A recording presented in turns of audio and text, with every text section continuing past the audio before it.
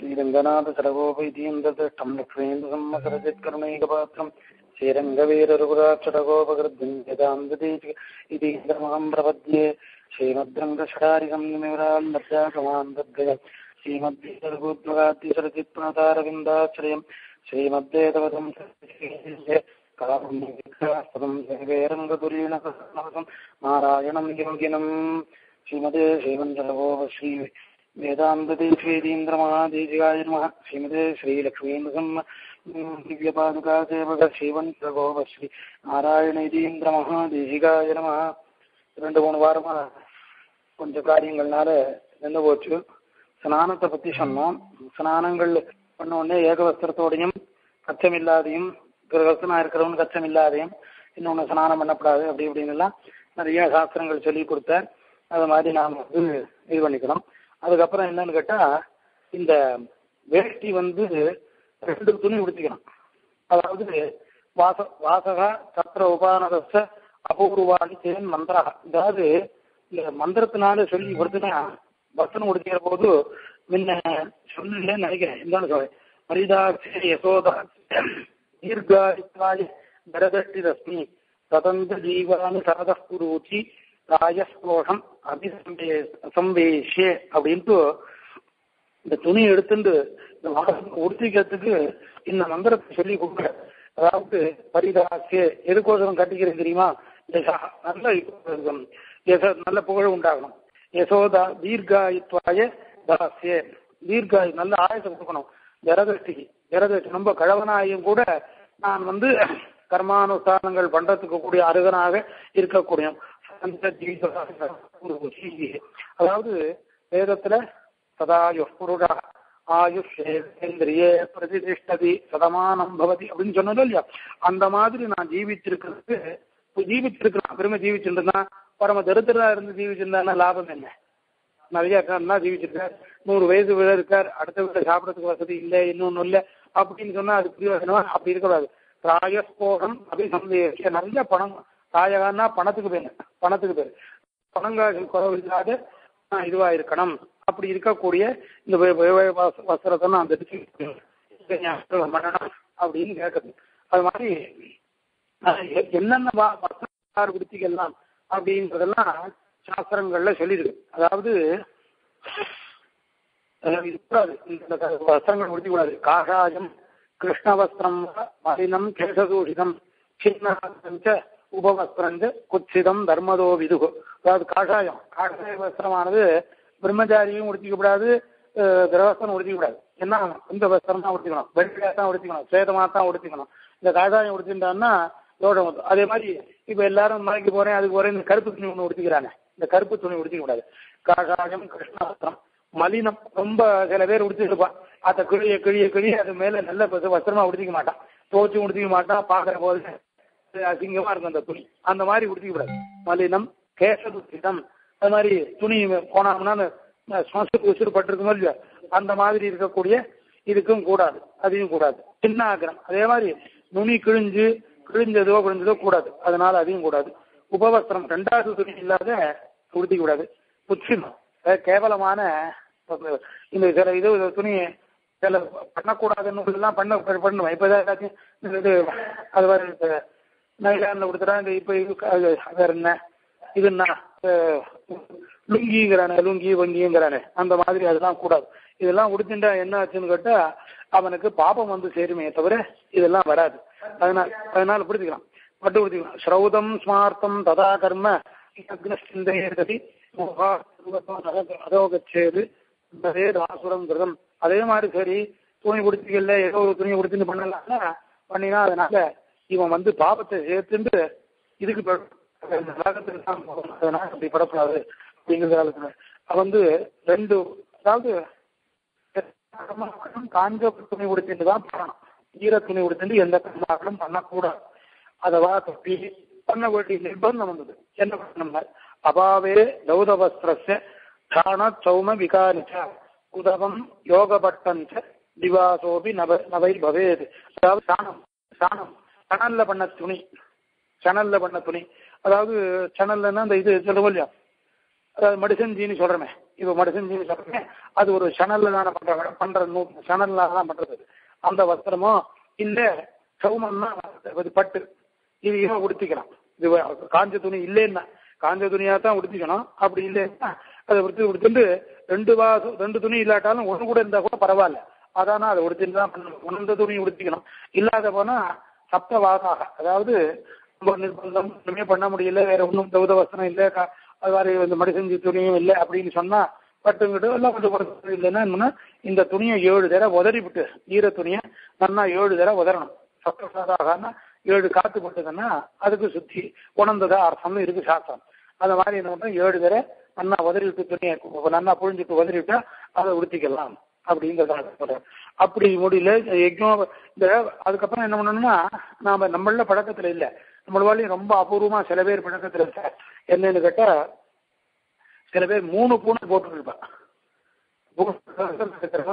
3 பூனல் போட்டுருப்பான். எதுக்கு அப்படின்னு கேட்டா, இப்போ நாம இன்னொன்னு ஒரு வார்த்தை வர போட்டுருப்பான். இப்ப நாம எல்லாரும் என்ன பண்றோம்னு கேட்டா, எல்லாரும் 99 பேருக்கு தான் பண்ணிட்டு இருப்பான். ஆனா அது சாஸ்திரம் அப்படி இல்லை.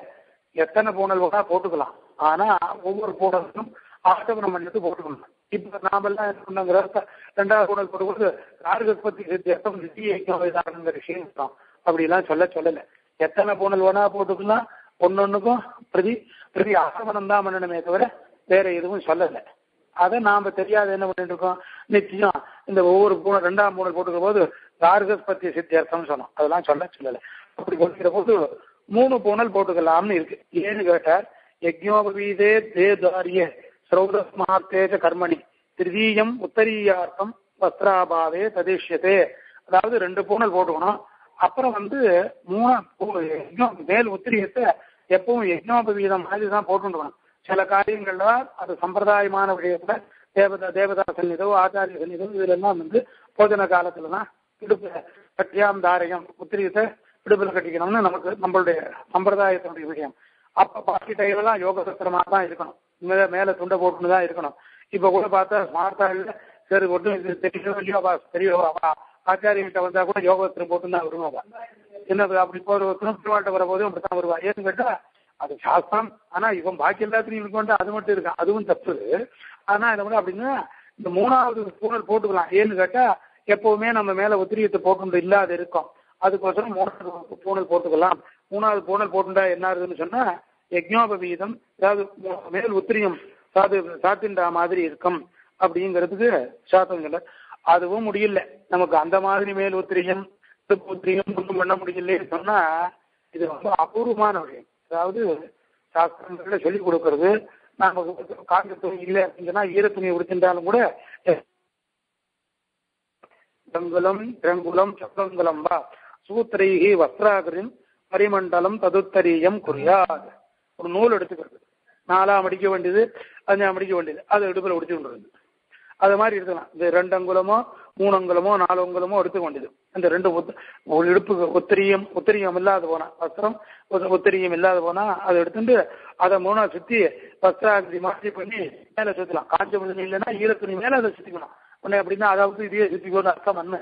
இந்த காஞ்ச துணி இல்லாத போனா ஈர துணி மேல இந்த நூல் எடுத்து அப்படி பண்ணி உடுத்திக்கலாம் அப்படின்னு வஸ்திரம் உடுத்திக்கிறத பத்தி ரொம்ப விசேஷமாக நம்மளுடைய இதுல சொல்லிக் கொடுக்குறேன். அதுக்கு மேல என்னன்னு கேட்டா, புங்கரதாரணம் தீர்த்தமானம் ஸ்நானாங்கமான தர்ப்பணம் இன்னும் சொன்னேன். அது மாதிரி ஸ்நானாங்கமான தேவதைகள் தர்ப்பணம் குறித்து அந்தந்த தேவதைகள் திருப்தி அடையறா, அந்த தேவதைகள் பிதிர்கள் ரிஷிகள்லாம் திருப்தி அடையறான்னு சொன்னோம். அதனால அந்த ஸ்நானாங்க தர்ப்பணத்தை பண்ண போகணும், அவசியம் பண்ண போகணும். ஜீவ விகிதன் அப்பா இருக்கிறவா பண்ணலாமா பண்ணப்படாதான்னு விசாரம் தான் சொல்றா. கிடையவே கிடையாது. உபநயனம் ஆயாச்சுன்னா அவன் சடவனாச்சுன்னா ஆமையாவனாச்சுன்னா அவன் அருகன். ஆனா அதுக்கு முதல்ல அனர்கன்.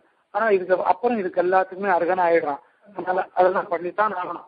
பண்ணாத இருக்கிறதுன்னு சொன்னா அதுக்கப்புறம் பண்ணாத இருக்கிறது எத்தனையோ பேர் பண்ணல, அது அப்புறம் நான் சொல்லுவேன். ஆனா பண்ணணும்னு நினைச்சா எல்லாத்தையும் பண்ணத்தான் பண்ணாத இருக்கக்கூடாது அப்படிங்கிற ஸ்நானாக கற்பனை வஸ்திரத்தை உறுதிக்கிறதுக்கும் இது மாதிரி இருக்கு. இது வேதத்துல இவம் வஸ்திராணி தீபதாவதாதே யுவோரட்சித்ரா உண்டவோ அதற்காக அபாதிரதம் அந்ததானி விஸ்வம் இதேன மித்ராவருணா சதேதே அப்படின்னு சொல்லி வேத மந்திரம் இருக்கு.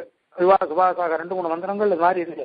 அந்த மந்திரங்களை சொல்லிதான் வேட்சி உடுத்திக்கணும். வேட்சி உடுத்திக்கிறதுக்கும் மந்திரங்கள் சொல்ல அதான் பரிதாசிய அப்படின்னு சொல்லிவிட்டாரு. அது மாதிரி வஸ்திரம் உடுத்திக்கணும். அதுக்கப்புறம் புன்றதாரணம். வஸ்திரம் உடுத்தின உடனே என்ன பண்ணணும் கேட்டா, இது சாஸ்திரங்கள்ல கொண்டு வரேன். இது இடுப்புல ஸ்நான சாடி கட்டினதான், அதாவது ஸ்நானம் பண்ற போது தனியா ஒரு வஸ்திரம் கட்டிக்கணும். படுத்துன்ற துணியோட ஸ்நானம் பண்ணக்கூடாது. அதனால தனியா ஒரு வஸ்திரம் கட்டிக்கணும் ஸ்நானம் பண்ணுறதுக்கோசரம்.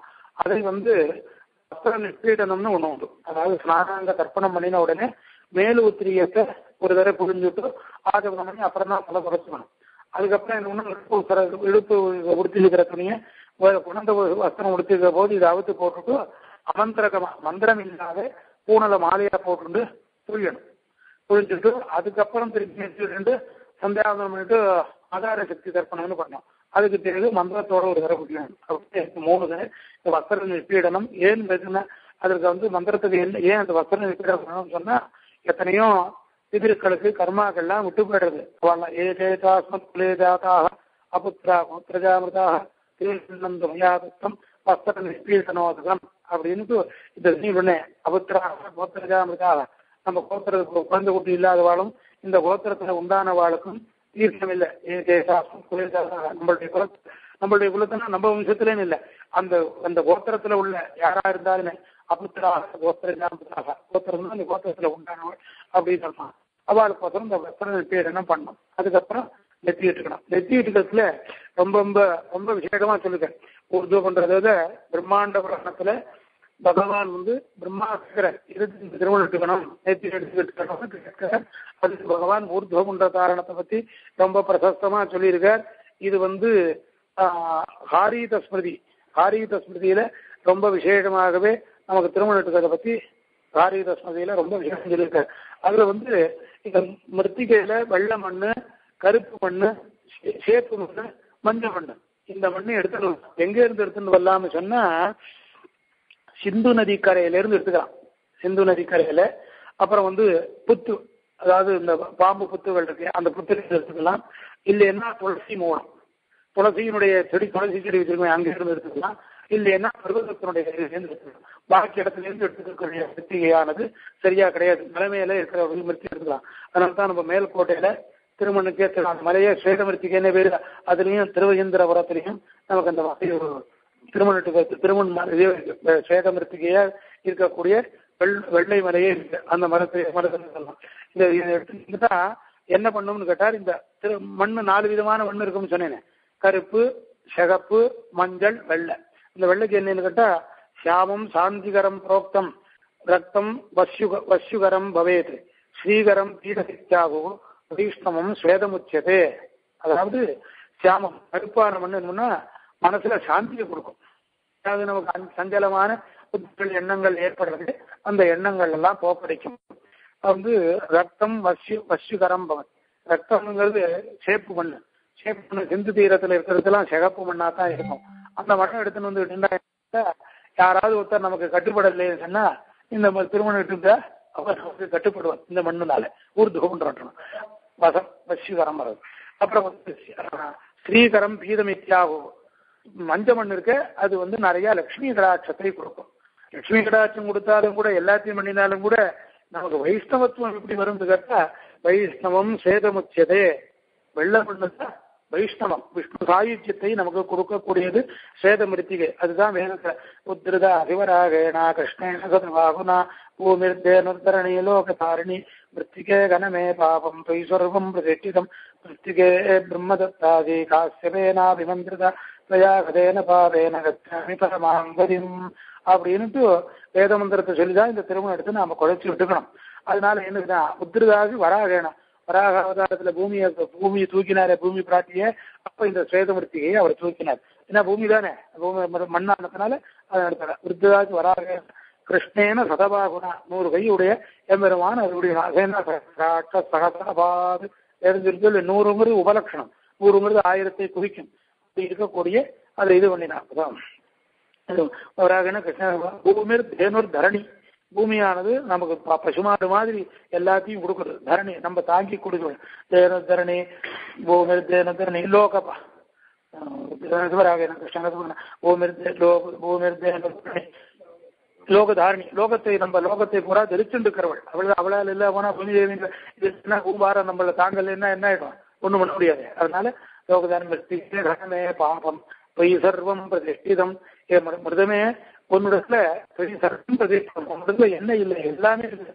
மிருத்திகே கணமே பாபம், என்னுடைய பாபம் நல்லபடியாக கொடுக்கணும், எல்லா பாவத்தையும் போக்கடிச்சு எனக்கு நல்ல சௌரியத்தையே கொடுக்கும். மிருத்திகே கணமே பாவம் பொய் சர்வம் பிரதிஷ்டிதம் மிருத்திகே பிரம்ம தத்தாதி காசியபேனா அபிமந்திரிதா, காசியப மகளினால நல்லா அபிமந்திரணம் பண்ணப்பட்ட இந்த பூமி அவளுக்கு மிருத்திகை சிவேனா அபிமந்திரிதா ஸ்வயாகதேன பாபேன, நீ என்னுடைய பாப்பங்கள் எல்லாம் நல்லா அழிச்சு விடுறேன். அதேன பாபே கச்சாமி பரமாங்கதிம், நல்ல வசந்த கதியான விஷ்ணு சாகித்யத்தை ஸ்வேதம் வைஷ்ணவம் உச்சதே அப்படின்னு இருக்காது இல்லையா, அந்த விஷ்ணு சாகித்யம் கிடைக்கிறது.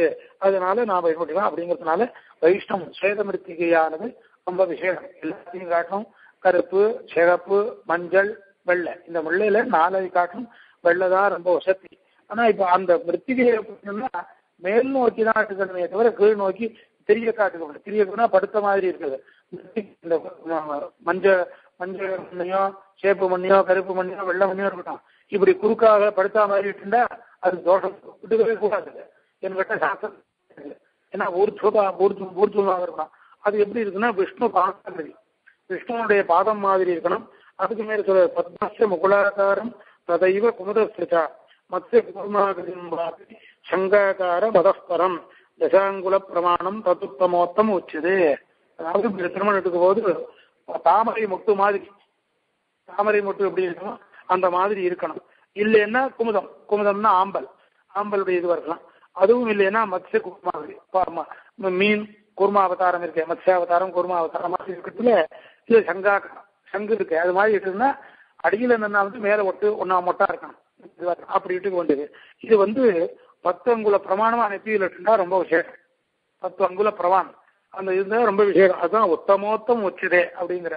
அத மாதிரி நாம திருமணம் எடுத்துக்கிறதுக்கு அது மாதிரி அதுக்கு ஒன்னொன்னுக்கும் இத்தனை அங்குலம் விட்டுண்டா இந்த பலன் உண்டுன்னு சொல்றேன்.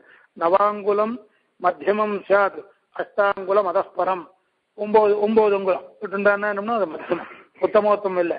8 அங்குலம் விட்டுண்டா என்ன பண்ணும், அதுக்கு கீழே அடுத்த குறைச்சல். அது குறம் சப்த ஷட் பஞ்சதிகி புன்றம் மத்தியமம் திரிவிதம் 3 விதமா 7, 6, 5 விட்டுண்டா அது 3. சதுஸ்திரிங்குலம் புன்றம் கனிஷ்டம் திரிவிதம் பவேது, அதுவும் 3 விதம். அப்படி ஒவ்வொரு இதுவும் அப்படி எப்படி வேணா எடுத்துக்கலாம். அதாவது என்னன்னு கேட்டா நெத்தியில ஒரு 5 அங்குலம் தான் எடுக்க முடியும். 5 அங்குலம் 6 அங்குலத்துக்கு மேல எடுக்க முடியாது. அது விடலாம். இந்த லயத்தில் எடுத்துக்கிற போது 10 அங்குலம் எடுக்கணும். 10 அங்குலமான இருக்கணும். மார்பில் வரும்போது 8 அங்குலம் இருக்கணும். எப்படி ஒன்னொன்னுக்கு இவ்வளவு அளவு சொல்லியிருக்கேன். மார்பு கை 2 கையும் அப்படிதான் இருக்கணும். கழுத்துல வரும்போது 4 அங்குலம், பின் முதுகுக்கும் பின் இது கீழ் மேலுக்கும் ரெங்குலம் ஜங்குலம் இதெல்லாம் சொல்லி கொடுத்துருக்கேன். அந்த மாதிரி நான் விட்டு ஒன்னுக்கும் பெருமாளுடைய பேரு தான் அந்த மாதிரி பெருமாளுடைய பேர் இருந்து மத்தியில ஊர்துவம். அதனால என்ன பண்ணா திருமணிட்டுக்கிறதுனால என்னன்னா அசுசிறுவாபி அனாச்சாரம் மனசா பாவமாதரம் சுசிரேவ பவே நித்தியம் ஊர்துவன்றாங்கிதோ நகா. அதாவது என்ன பண்ணா அவன் சுத்தியா இருக்கானோ அசுச்சியா இருக்கானோ, மனசனால பாவத்தை அனுஷ்டிக்கிறானோ, மனசனால சரீரத்தினால மட்டுமல்ல மனசனாலையும் பாவத்தை அனுக்கிறானோ அவன் சுசிரேவ பவே நித்தியம், அவன் நித்தியம் சுதியாக போடுவன், சுத்தனாக ஆயிடுவன். என்னத்தினால என்ன ஊர்துவன்றாங்கிதோ நகா. ஊர்துவன் வெறிச்சுட்டு இருந்தான்னா அவன் இத்தனை பாகத்தில இருந்து முடிவட்டுடுவன் அப்படிங்கிறத சொல்ற ஸ்லோகம் தான் ரொம்ப வசந்தி. நம்ம திருமணம் எடுத்துக்கிறதுக்கு ஏதோ நம்ம எடுத்துக்கிறது யோஜனையே பண்றோம், நல்லா படுத்திட்டு சீச்சோனை மட்டும் எடுத்துக்கிறோம், இன்னொன்னு மட்டும் எடுத்துக்கிறோம், அப்படி எல்லாம் கிடக்கிறவாள் எல்லாம் எடுத்துக்கிறவாள் தான். இருந்தாலும் கூட அதுக்கு சொல்றேன். தரோ மத்திய மிரியதே எத்திர குத்திரச்சிது சொப்பரோகி விமானத்தே மகீயதே. பெருமாளுடைய வாக்கியம் இது. எம்பெருமான் பிரம்மாவுக்கு சொல்றார், ஊர்துவன்ற தரோ மத்தியா திருமணம் அவன் எத்தனை குத்திரத்துக்கு மிரியல. எந்த இடத்துல போறானோ தெரியல, இங்கதான் அங்கதான் இல்லை, எந்த இடத்துல போனாலும் கூட சொபா கோபி, சொபாகம்னா நாய் மாம்சம் சாப்பிட்றவன் அர்த்தம். அவனா இருந்தாலும் கூட திருமணத்துன்னா ஊர்துவன்றதா அப்படி இருந்த மனுஷன் என்ன பண்றான்னா விமானஸ்தகா, புஷ்பக விமானம் இல்லை, வைகுண்ட லோகத்திலிருந்து இந்த அது போய் அவனிடத்துல என்ன மமலோகே மகீயதே, என்னுடைய லோகத்துல பிரகாசிக்கிறான். திருமணம் என்ன இருக்கு, நம்ம திருமணத்தினால எவ்வளவு பெரிய லாபம் கிடைக்குதுன்னு நமக்கு தெரியுது. அதாவது உர்துவண்ட தரோமத்த பிரியதே எத்திர குத்திரது எங்கேயோ நாம வெளிநாட்டுல இருக்குமா இன்னும் அதை பத்தி எல்லாம் எத்திர குத்திர எங்க வேணா இருக்கட்டும், ஆனா நெத்தி விட்டு இருக்கான் ஊர்துவண்ட அப்படின்னு சொல்ல. அது மாதிரி அந்நட்சத்திர கிருதம் பாவம் ஆராணஸ்யாமினஸ்ரீ வாராணஸ்யாம் கிருதம் பாவம் கும்பகோணே வினஸ்ரீ கும்பகோணே கிருதம் பாவம் கும்பகோணே ஏவனஸ்ரீன்னு சாஸ்திரங்கள்லாம் சொல்றது. இப்ப அந்நட்சத்திரத்துல புண்ணியக்ஷேத்திரத்துல பண்ண பாவமும் காசியில பண்ண பாவம் கும்போணத்துல போகும், கும்போணத்துல பண்ண பாவம் கும்போணத்திலேயே போகும் அப்படின்னு வாழ்க்கைகள்லாம் சொல்லலாம். அப்படி புண்ணியக்ஷேத்திரத்துல மிரியணும் மரணம் ஆகணும் இல்லை, எங்கேயோ மரணமானாலும் சுதந்திரம் கொடுக்கும் பிறான். அவன் எங்க இருந்தா என்ன ஊர்துவன்றம் தரிச்சென்றிருந்தானா அவனை எம்பெருமான் தன்னுடைய லோகத்தில் தன்னுடைய லோகத்தில் இருக்க முடியுமானா வச்சுக்கிறானே தவிர வேற ஒன்றும் பண்றதில்லை. ஊர்துவன்றோலாடே எஸ்தி திருஷதே தண்டாளோபி சுத்தாத்மா பூஜ்யேவ நசஞ்சயா. ரொம்ப ஆச்சரியம் என்னன்னு கேட்டா ஊர்துவன்றோ மிருத மண்ணனால எவனொத்தன் நெத்திட்டுகிறானோ அவன் லலாடே எஸ்தி திருஷதே எவனுடைய நெத்தியில இந்த ஊர்துவன்றமானது தெரியறதோ இட்டுக்கிறது இவன் இட்டுக்கிறது தெரியறதோ எங்க கைகறிவராக சில பேர் இட்டுக்கிறது தெரியாத மாதிரி இல்லை சார், முன்னாடி மாதிரி அது மாதிரி இல்லை. அப்படி பளிச்சுன்னு விட்டுண்டா என்ன ஆகும்னு கேட்டேன். கண்டாடோபி அவன் சந்தமாக இருந்தாலும் கூட சுத்தாத்மா புண்ணியேவா அவன் சுத்தாத்மா புண்ணியம் பண்ணுவான். இன்னும் சம்சயம் அதுல சம்சயமே கிடையாது, சம்சயமே அதுல படப்படாது. என்னன்னு கேட்டா அவன் நிச்சயமாக என்னுடைய லோகத்துக்கு தான் அவன் பஞ்சவனாக இருந்தாலும் சரி யாராக இருந்தாலும் சரி அவன் ஊர்துவம் தரிச்சு கொண்டிருக்கானா. அது இது பகவான் சொன்ன வசனம். நாம் வந்து பகவான் வந்து முதலிய சொல்ல போது பிரம்மாண்ட புராணே பிரம்மாண்டம் பகவான் ஆக பிரம்மாவை குறித்து பகவான் சொல்றார் அப்படின்னு சொல்றாரு. இந்த ஊர்துவகுண்டம் தரிக்கிறதுக்கு இப்படி ஊர்துவகுண்டம் தரிச்சுண்டானால் இவன் வந்து பிரம்மலோகே மமலோகே மகிங்கிறது மட்டுமில்லை பூஜ்யேவ நசம்சயா அவன் நிச்சயம் பூஜிக்க தகுந்தவனே தவிர பூஜிக்க தகாதவன் அண்ணு. அதனால நாம் அவசியம் நெத்தி விட்டு ஊர்துவகுண்ட தாரணம். அதாவது ஊர்துவகுண்ட தாரணம்னா வெறும் கேவலம் விஷ்ணு பாதாகிருதின்னு சொன்னார். அதுல வந்து நமக்கு வந்து பெருமாள் தனியா இல்லை, பிராட்டியோட தான் எம்பெருமான் எப்போ பிராட்டியினால சீச்சனால மண்கள்னால நம்ம நெத்தியில அது வேணு வேணு பத்திராகிருதி வேணு மூங்கில் இலை மாதிரி உள்ள தடுப்பு சீச்சோடத்தை தரிச்சுக்கணும் அப்படிங்கிறதுனால இது சொல்லியிருக்காரு. அது மாதிரி இன்னொன்னு வியாசர் என்ன சொல்றாருன்னு கேட்டா ஜான்னவி தீர சம்பூதான் மிருதம் மூர்த்னா விபர்த்தியக விபர்த்தி ரூபம் சோர்க்கஸ்ய தமோநாசாய கேவலம்.